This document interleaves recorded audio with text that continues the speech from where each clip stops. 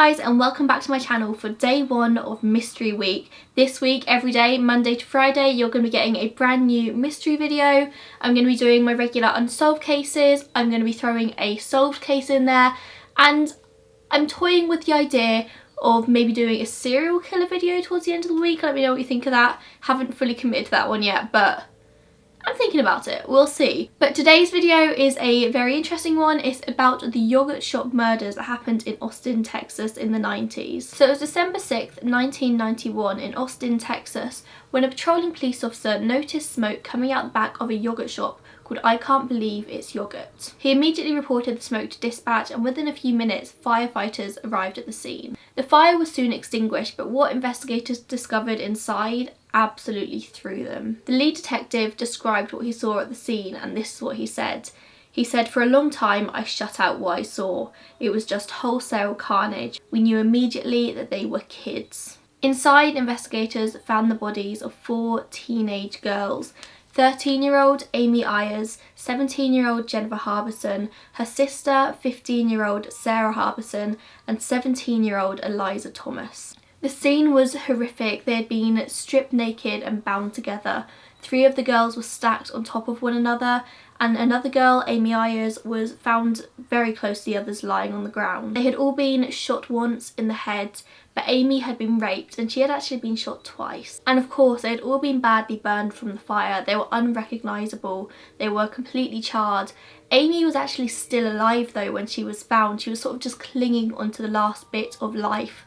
But by the time she got to the hospital, of course, she had also died. Eliza and Jennifer actually worked at the shop. Eliza was a supervisor. The 2 of them were on the closing shift that night.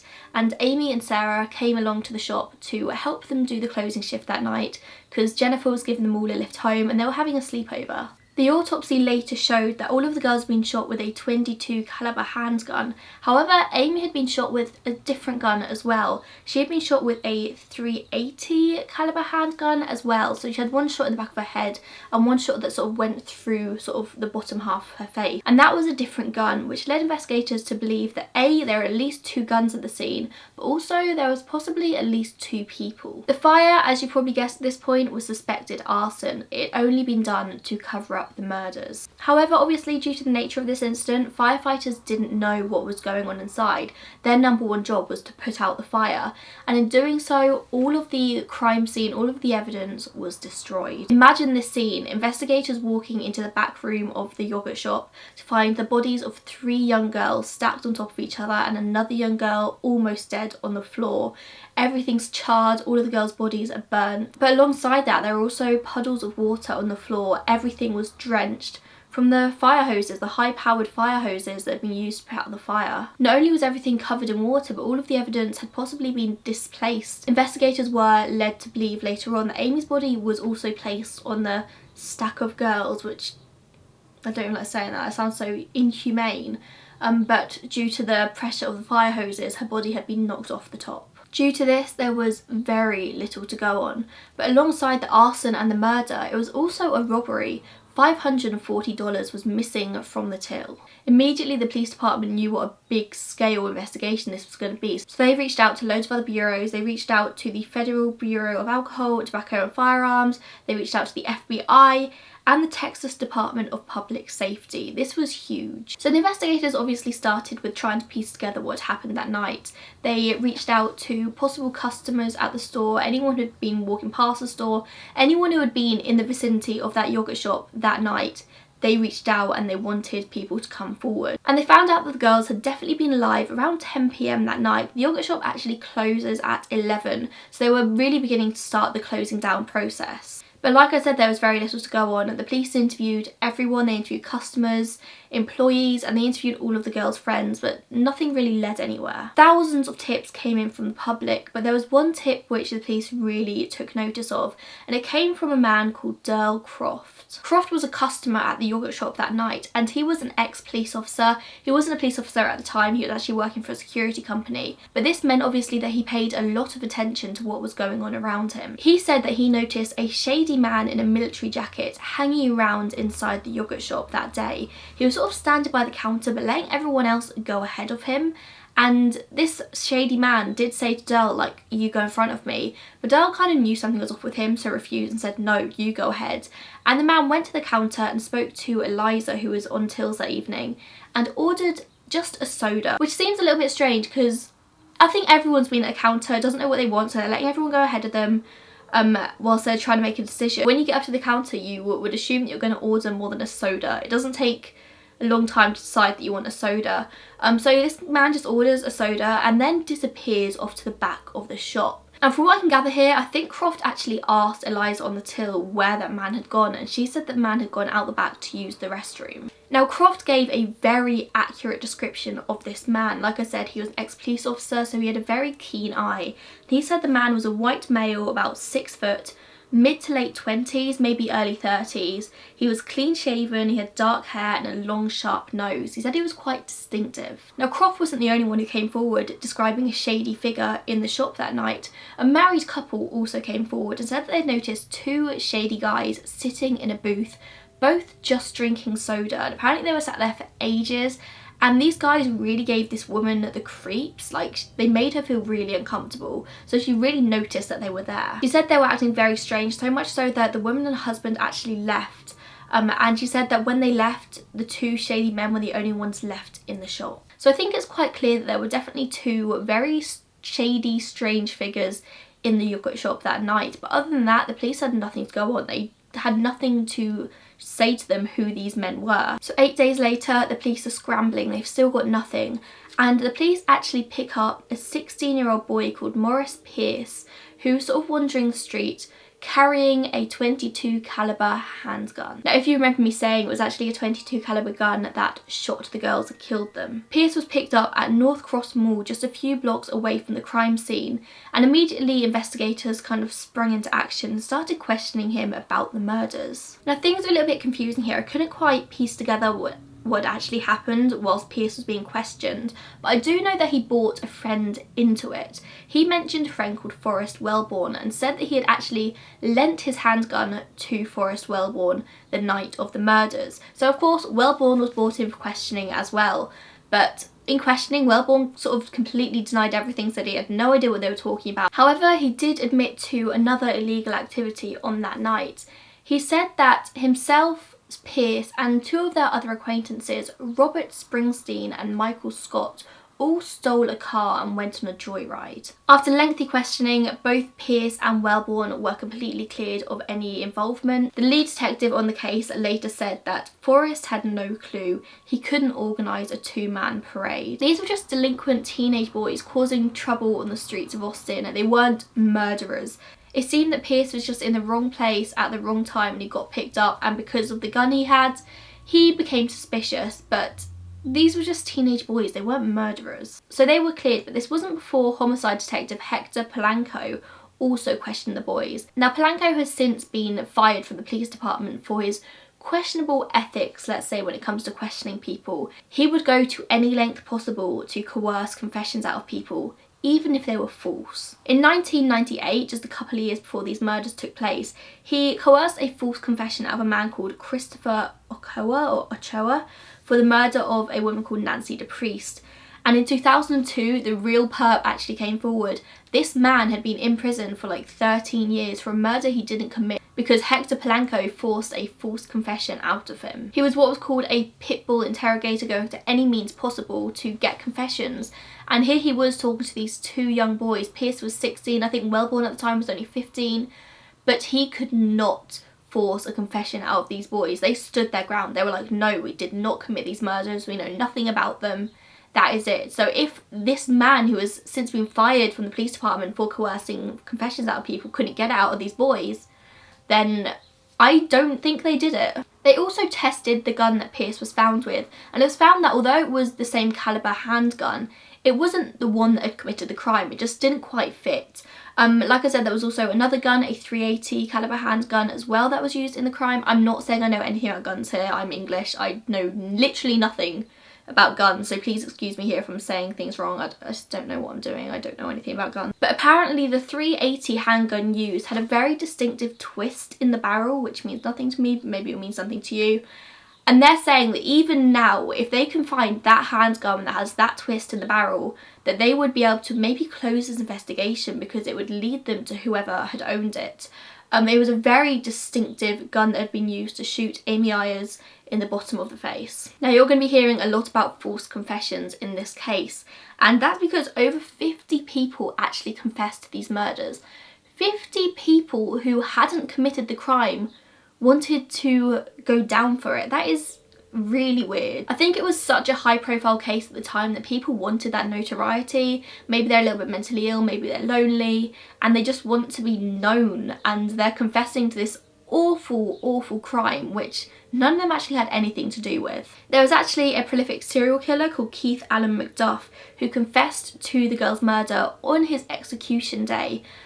Now, I think police have looked into this properly because I think he was a suspect at the beginning when the investigation first started. He was in the area at the time and he did murder teenagers. However, when the police interviewed him in prison years later about the murders, he said that if he had done the murders he would confess to them because he would be proud of it. At this point he was already on death row, he was going to be murdered anyway. Why wouldn't he confess to these murders? He was kind of proud of what he'd done in his lifetime. So police just didn't think it was him. He didn't match the description that the man had given of the man at the yogurt shop. So the police and the lead detective did everything they could to find out who had done this, but it never went anywhere. Every lead was a dead end. There was no evidence left at the scene for them to go on. In 1996, the lead detective on the case had actually been promoted, so a new person got put onto this case. This new person was Detective Paul Johnson, and he sort of started the case from afresh. He sort of said, I'm going to completely dissect this case and find out exactly what has happened. He kind of started on the premise that from the beginning the entire investigation had been screwed up, everything had been done wrong, and he went back and started at the very beginning again, which could be a good thing or a bad thing. In this case, it was a bad thing and it was the wrong approach to take. The higher authorities really wanted this case solved. It looked so bad on them to have this open case with 4 murders in such strange circumstances open on their books. They just wanted it closed and they wanted it done with. Instead of looking at the case freshly and looking for new suspects, they just rehashed old ones, and in 1999 they had some new lead suspects in the case. You'll probably guess here, Pierce, Wellborn, Scott and Springsteen. The police have got them back in custody and they're thinking this is their big break. They finally know who committed these murders because Pierce had that gun and obviously it was them. They were brought in for questioning time and time again until Michael Scott actually confessed to the murders. He said, I remember looking at this girl, I hear the gun go off. I only pulled the trigger once. I hear another gun go off. I think I hear a total of 5 shots.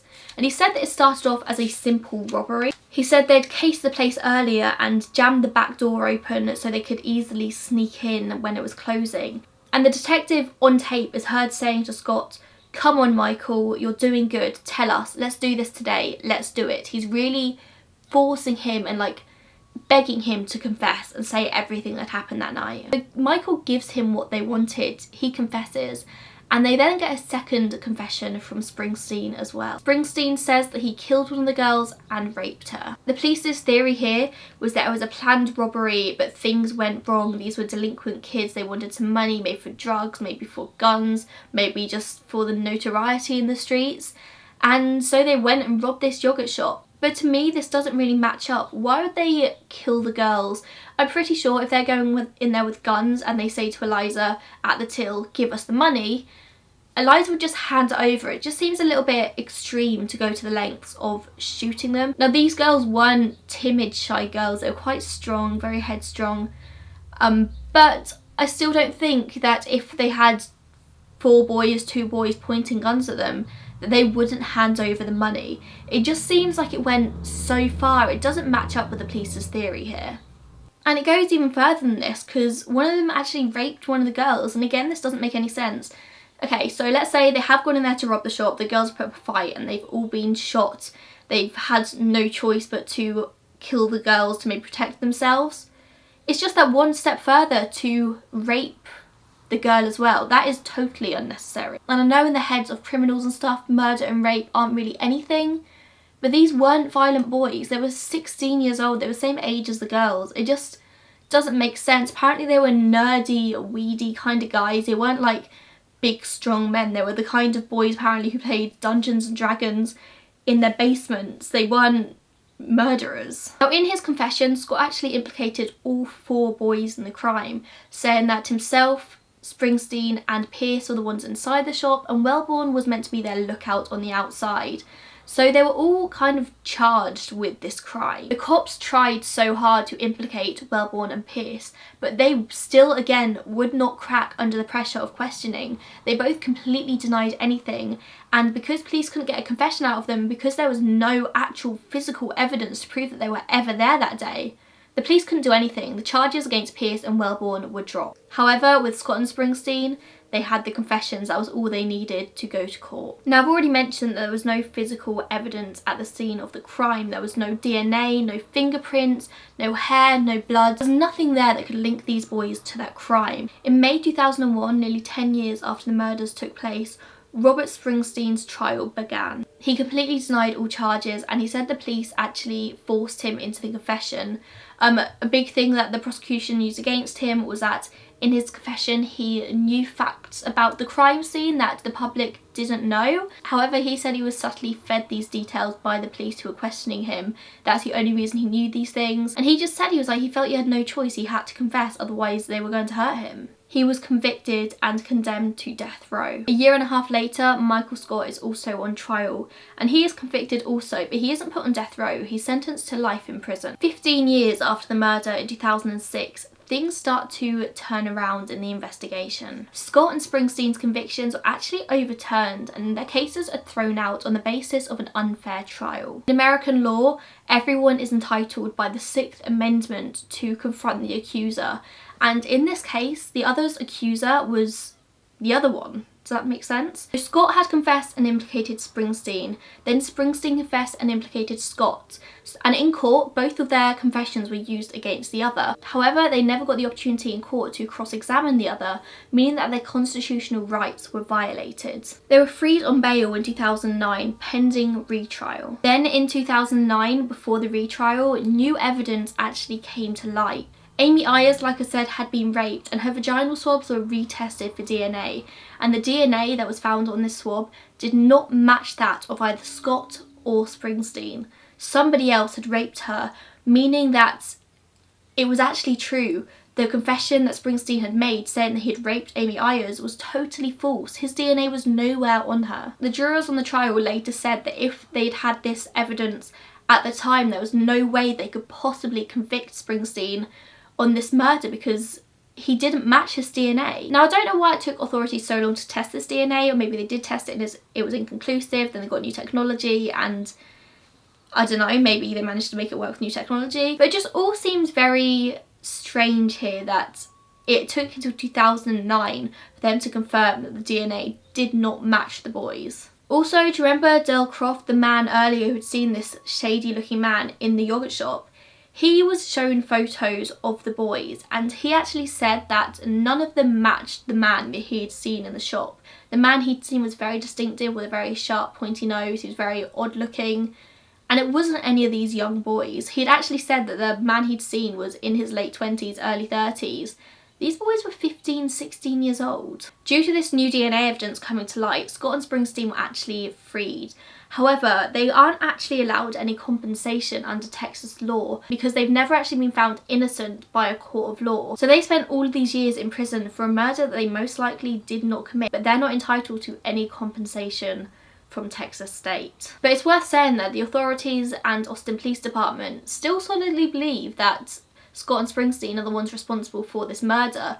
They just think it's pure luck that they got out on. However, the original lead detective on the case has come forward saying that he does not believe at all that these boys are the ones responsible. They were young teenage boys. They weren't capable of committing this kind of crime. The two creepy men in the store, as seen by the married couple, have still never been accounted for. According to the descriptions given by this couple, one of them matches the description that Croft gave, and the other one had lighter hair, sort of a dirty blonde colour. He was about 5'6", again late 20s, and they were both wearing this army style military jacket. Now let's say that these two men are innocent and have nothing to do with this crime. why would they not come forward? For me, this is the main thing that implicates that if they were not guilty, then they would just come forward and said, yeah, we were in the shop that night, we saw the girls, we had our sodas, we chatted, then we left. And then that would be that. If their DNA didn't match that found on the scene, then there'd be 3 men. However, the fact that they haven't come forward and nobody's ever been able to identify them suggests to me that they probably are the guilty party here. Crime scene photos show that the girls had already started the process of closing up the shop. All of the chairs were upturned on top of the tables, the napkin dispensers had been filled, apart from on one table, which is where the married couple said these 2 men sat. The napkin dispenser is still empty and the chair is on the ground still, meaning that the girls never got to cleaning this table. I know that all the girls' parents as well do solidly believe that Scott and Springsteen are the ones responsible for their daughter's death, and I'm sure they've got their reasons for thinking this. Personally, I think Scott and Springsteen were used as scapegoats in this case. I think the Austin Police Department reached a dead end, didn't know where to go, and the new lead detective on the case decided that he was going to go to any means necessary to close the case. And he did, for a while at least. I think these young boys were naive and they were fed information, and I think they were scared, and in the end they thought they had no other option than to confess these murders. At the end of the day, there's never been any physical evidence to connect them to this crime, and at the end of the day, their DNA didn't match the swabs that were taken from Amy. She definitely at least wasn't raped by one of these guys. In my head anyway, I think without a doubt these 2 shady men seen in the shop are the ones most likely responsible for the murders. I don't know what their motives are. Maybe the motive was robbery, but maybe they just took the money because it was there, the girls were dead. Why not take the money that's in the till? I just think they're probably very sick individuals. The woman said that she got a very strange feeling from these men. The man, the ex-police officer, Dell Croft, said as well that he immediately noticed this guy because he looked very odd and looked very shady. Sometimes you just get feelings from strange people. I know personally that I can always tell when somebody's not the type of person that I want to be friends with. I just have that sixth sense, and I think most people do. At this point, I don't know if these murders are ever going to be able to be solved. I think the only things that would maybe lead to a break in this case is possibly finding the .380 caliber gun that was used to shoot Amy, or maybe possibly that one day these men will get caught, their DNA will be put in the system, and possibly it will flag up. I find it very hard to believe that whoever committed this crime would just do this as a one-off. It was very calculated, very smart. The way that the bodies hadn't just been left where they were, they'd been stacked on top of each other is sickening, and that's not the kind of thing that happens if it's an accidental shooting. Really, is it? If it was accidental, they would just shoot the girls and get out of there. The fact they've been stacked, the fact that they have then set the place on fire is calculated and it is disgusting, and that doesn't fit the profile of somebody who would only do this once. But as always, let me know what you think about this case. Do you think Scott and Springsteen are the guilty party here? If so, why? Who do you think these men are? Do you think they've maybe been casing out the yogurt shop for a long time, or do you think it was just a crime of opportunity? Maybe one of the girls said something to offend them and they got angry. Let me know whatever you think, and stay tuned because same time tomorrow I will have another mystery video waiting for you. Bye guys.